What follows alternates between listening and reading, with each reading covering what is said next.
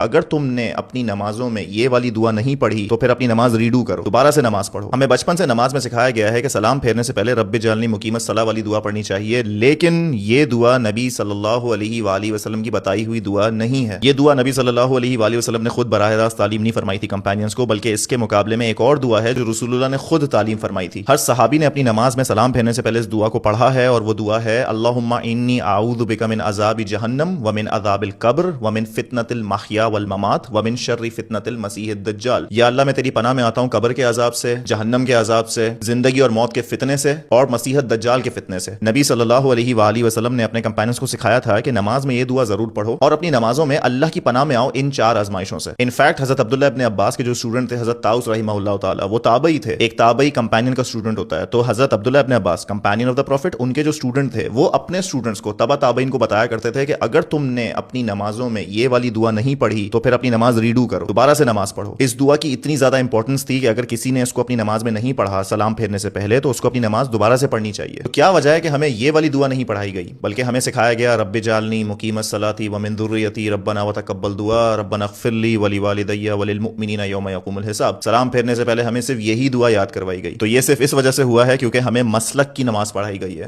ہمیں نماز نبوی نہیں پڑھائی گئی۔ جیسے 6 کلموں کا کوئی کانسیپٹ نہیں ہے، بچپن سے رٹوائے گئے، کچرا پھینکنے والی عورت والی حدیث فیک تھی، بچپن سے بتائی گئی، بالکل اسی طرح ہمیں نماز میں وہ دعا پڑھائی گئی جو ہمارے مسلک کے لیے بہت امپورٹنٹ تھی، شاید ہمیں نماز نبوی نہیں پڑھائی گئی۔ اور ویسے نماز میں فلیکسیبلٹی ہوتی ہے کہ آپ سلام سے پہلے ربنا سے سٹارٹ ہونے والی کوئی بھی دعا پڑھ لو، تو قرآن میں سب سے بہترین، سب سے ٹاپ ریٹڈ ربنا والی جو دعا ہے وہ ہے ربنا آتنا فی الدنیا حسنہ وفی الآخرۃ حسنہ وقنا عذاب النار، سورہ بقرہ کی دعا۔ یہ دعا بھی پڑھی جا سکتی ہے، رب جعلنی والی دعا بھی پڑھی جا سکتی ہے، لیکن نبی علیہ السلام نے کون سی دعا تعلیم فرمائی تھی وہ ہمیں نہیں سکھائی گئی۔ اس لیے یہ دعا سیکھیں، دوسروں کو سکھائیں، خود بھی یاد کریں، نماز میں امپلیمنٹ کریں۔ اگر کوئی رب جعلنی والی دعا پڑھنا چاہتا ہے fair enough go for it, لیکن وہ دعا نبی علیہ السلام نے تعلیم نہیں کی تھی۔ جو نبی علیہ السلام نے تعلیم کیا ہے وہ آپ اپنی نماز میں امپلیمنٹ کریں۔